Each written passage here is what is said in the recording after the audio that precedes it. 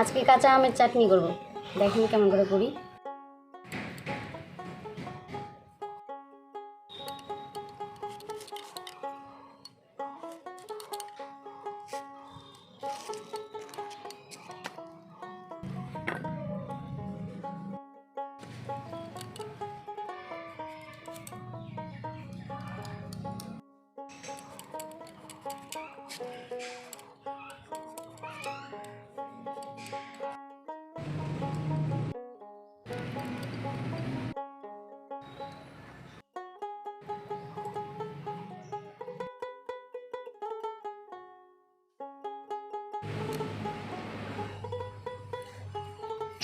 কাটা হয়ে গেছে, এবার আমি জল দিয়ে ধুয়ে নেব।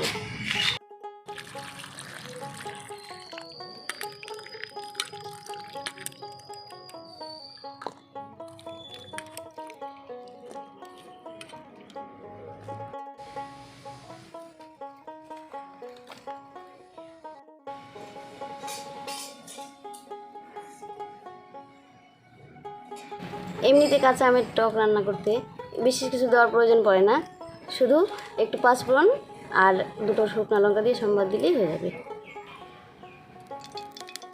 একটুখানি সর্ষের তেল দিলাম ফোড়নটা দেওয়ার জন্য, এবার ফোড়নটা দিব।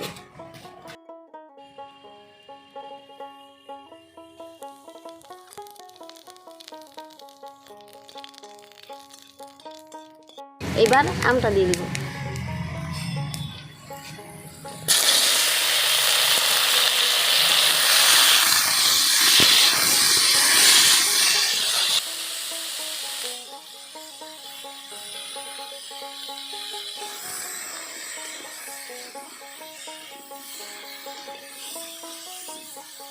সামান্য জল দিব, জল দিয়ে ঢাকা দিয়ে দিব।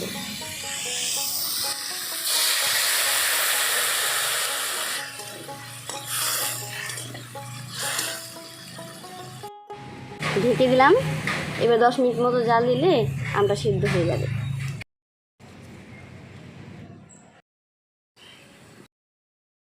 সিদ্ধ হয়ে গেছে, এবার আমি ঢাকনাটা তুলে নেব।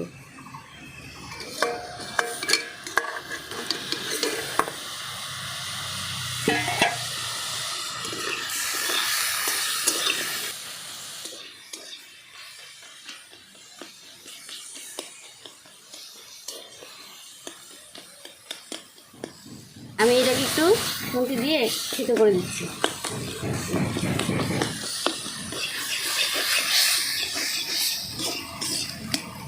গলা গলা মতন হয়ে গেল, এবার এর মধ্যে জল দিয়ে দিব।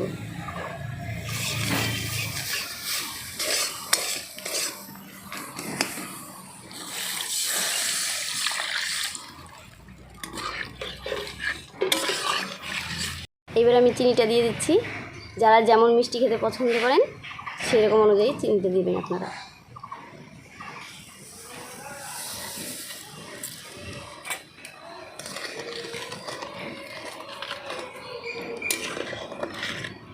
এবার 10-15 মিনিট জাল করতে হবে খুব ভালো করে।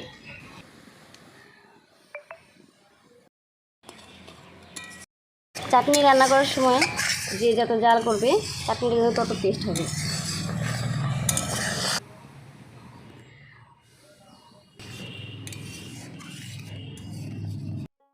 হয়ে গেছে, এবার নামিয়ে নেব।